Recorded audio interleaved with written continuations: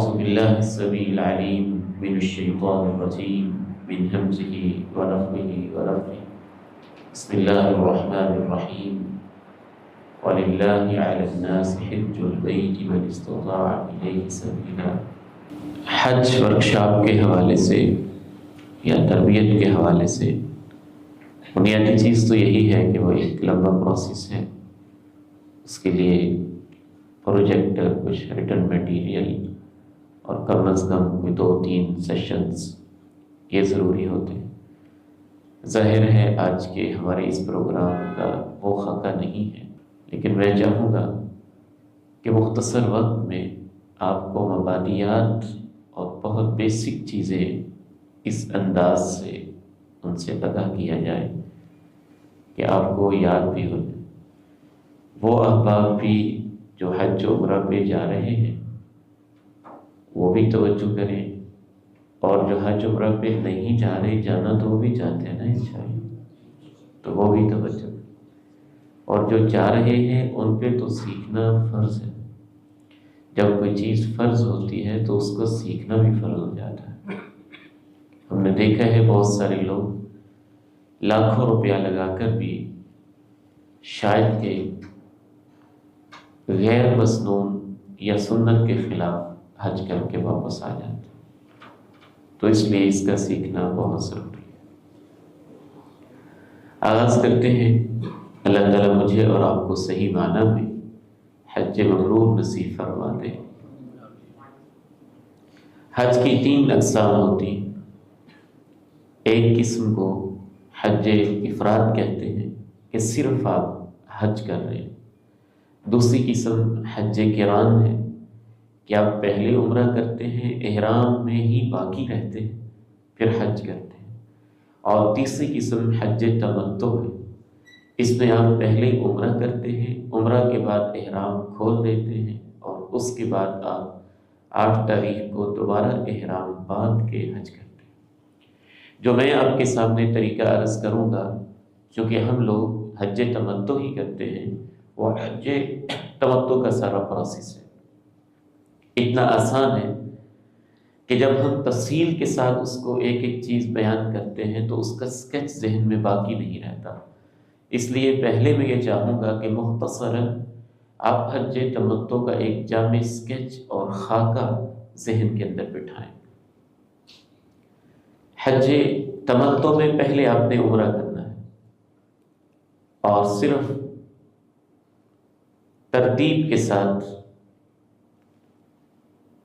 5 کام کر لیے جائیں تو اسی کو عمرہ کہتے ہیں۔ ان میں سب سے پہلا کام احرام ہے۔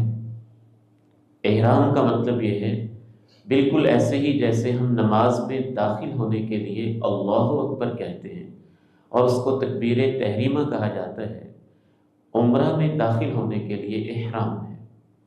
2 چادریں پہن لینا، اور میقات سے پہلے میقات وہ باؤنڈری ہے یا وہ پوائنٹ ہے یا وہ لوکیشن ہے جہاں سے حج اور عمرہ کرنے والا حج عمرہ کی نیت اور اس کے مخصوص یونیفارم اور لباس کے بغیر گزر نہیں سکتا۔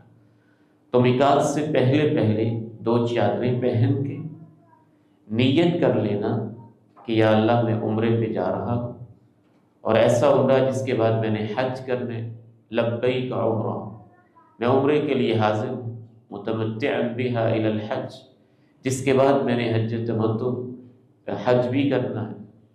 اور اس کے ساتھ ساتھ زبان سے آپ لبیک اللہم لبیک پکارنا شروع کر دیں، تو اسی کو احرام کہتے ہیں۔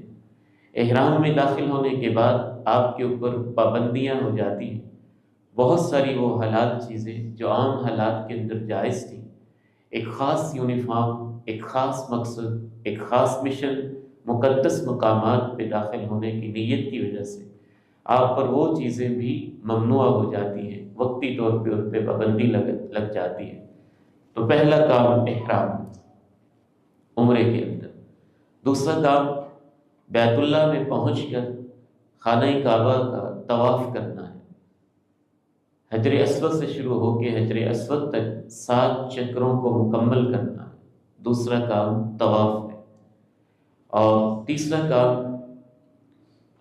طواف کے بعد 2 رکعت پڑھنی ہے، اور چوتھا کام آپ نے صفا اور مروہ جو 2 پہاڑیاں ہیں ان کی سعی کرنی، اور پانچواں کام حلق یا تقصیر، سر کے بال کٹوانے ہیں یا منڈوانے ہیں۔ جب آپ نے کٹوا لیے یا منڈوا لیے تو آپ کے یہ پانچوں کام پورے ہو گئے اور آپ کا عمرہ مکمل ہو گیا۔ اس طرح سے میں کہتا ہوں فنگر ٹپ سے آپ کو یاد ہو جائے کہ ہے کیا عمرہ، اسی چیز کا نام ہے۔ تو ترتیب سے دوبارہ کہہ لیجیے، 5 کام آپ نے کیے۔ آپ اس کو شارٹ کرنا چاہیں، جو طواف کے بعد کی 2 رکھتے ہیں وہ طواف کا ضمیمہ ہی ہے، اسی کا تتمہ ہے یا اسی کا حصہ ہے، تو آپ 4 بھی کہہ سکتے ہیں۔ تو آپ نے 4 کام کیے، آپ کا عمرہ پورا ہو گیا۔ پہلا کام احرام، آپ میرے ساتھ ریپیٹ کر لیں، یاد ہو جائے گا انشاءاللہ۔ پہلا کام احرام ہے، دوسرا کام بیت اللہ کا طواف ہے، تیسرا کام صفا مروہ کی سعی ہے، چکر ہیں جن کو سعی کہا جاتا ہے، اور چوتھا کام حلق یعنی بال منڈوانا اس طرح کے ساتھ، یا تقصیر کٹنگ کروانا، بال چھوٹے کروا لینا کینچی وغیرہ کے ساتھ، حلق یا تقصیر سر کے بال منڈوا لینا یا کٹوا لینا۔ تو ان 4 کاموں سے عمرہ آپ کا پورا ہو گیا۔ جب آپ گئے، آپ نے عمرہ کر لیا، عمرے کے بعد آپ کا احرام کھل گیا، احرام کی پابندیاں ختم ہو گئی، آپ روٹین میں آ گئے، 10 دن 20 دن جتنے بھی آپ کی سٹے کی ڈیوریشن ہے وہ آپ نے عام حالات کے اندر گزاری، اور اس کے بعد حج شروع ہو جائے۔ حج کے ٹوٹل 6 دن ہیں۔ کتنے دن ہیں؟ 6 دن ہیں، اور ان کو شارٹ کیا جائے تو شریعت میں رخصت ہے، وہ 5 دن میں بھی پورا ہو جاتا ہے، تو ہم شارٹ والا لیتے ہیں 5 دن۔ ان 5 دنوں کی ترتیب ذہن میں رکھ لیں، وہی حج ہے، اور بالکل سمپل ہے، وہ بھی آپ کو انشاءاللہ انگلیوں پہ ایسے یاد ہو جانا چاہیے۔ پہلے تو 5 دنوں کی وہ تاریخیں یاد کر لیں، ذوالحج کا مہینہ، ذوالحج کا مہینہ، اور ذوالحج کی 8 تاریخ۔ ذوالحج کا مہینہ وہی مہینہ ہے جس میں ہم عید الاضحیٰ 10 تاریخ کو قربانیاں کرتے ہیں، اور یہ ہجری سال کا آخری مہینہ۔ تو ذوالحج کے مہینے کی 5 تاریخوں میں حج ہوتا ہے، 5 تاریخوں میں مخصوص جگہوں پہ پہنچ کے مخصوص کام کرنا، انہی کا نام حج ہے۔ اور وہ 5 تاریخیں پہلے تو یاد کر لیں، 8 تاریخ، 9 تاریخ، 10 تاریخ، 11 تاریخ اور 12 تاریخ، یہ 5 ہیں، اور 6ٹھی تاریخ آپشنل ہے، آپ اس کو ایڈ کرنا چاہیں ایڈ ہو جائے گی، ایڈ نہ کرنا چاہیں تو اس میں رخصت موجود ہے۔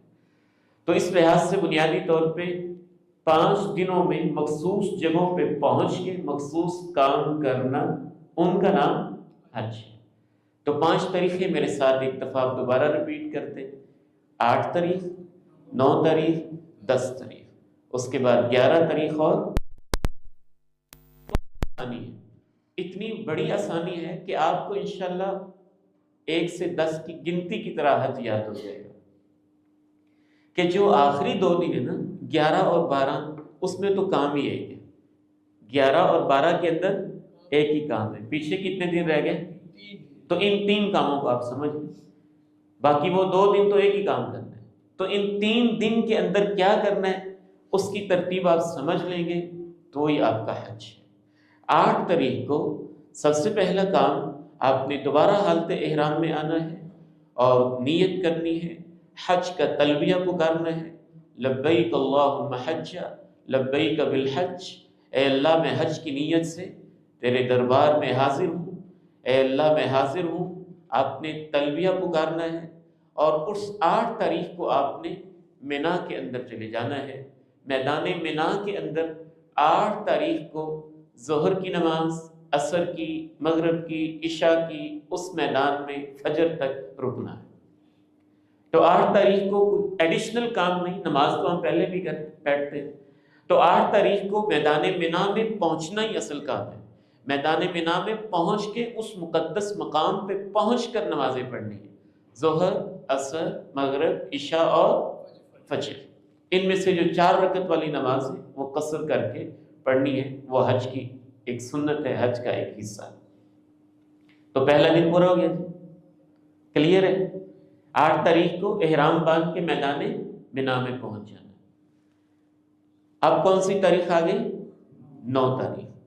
تو 9 تاریخ کو فجر کی نماز پڑھنے کے بعد اذکار وغیرہ کرنے ہیں، طلوع آفتاب تک اسی میدان میں رہنا ہے، اور طلوع آفتاب کے بعد 9 تاریخ کو ایک دوسرا مقدس اور عظیم ترین میدان ہے، میدان بنا، میدان عرفات، آپ نے وہاں چلے جانا۔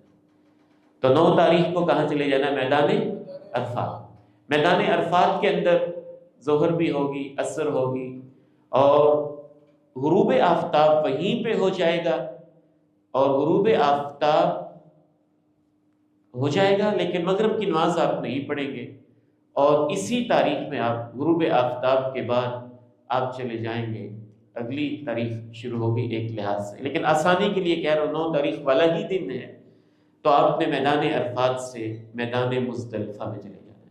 کہاں چلے جانا ہے؟ میدان مزدلفہ میں۔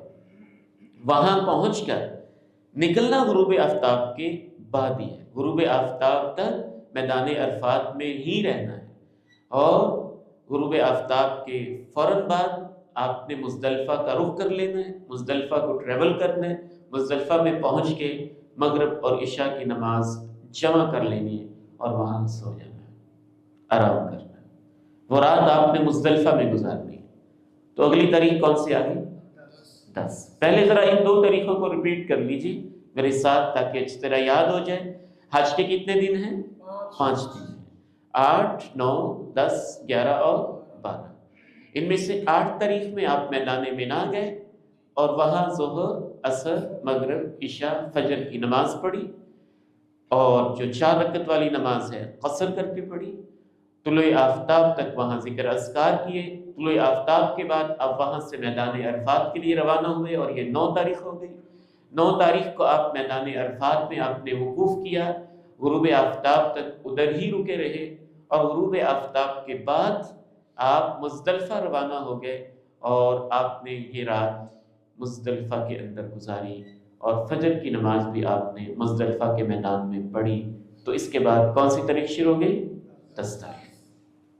10 تاریخ کو اگر آسانی کے لیے کہیں تو 4 ہیں، تفصیل اور وضاحت کے لیے کہنے کو 5 کام کرنے ہیں۔ 10 تاریخ کو کتنے کام کرنے ہیں؟ 5۔ اور یہ آپ کو یاد ہونا چاہیے کہ 10 تاریخ وہی ہے جو قربانی کا دن ہے، عید الاضحیٰ کا دن ہے۔ اگر آپ اس کو یاد رکھنا چاہیں تو اس کی سمبل کے طور پہ آپ قربانی یاد کر لیں، یہ قربانی کا دن ہے۔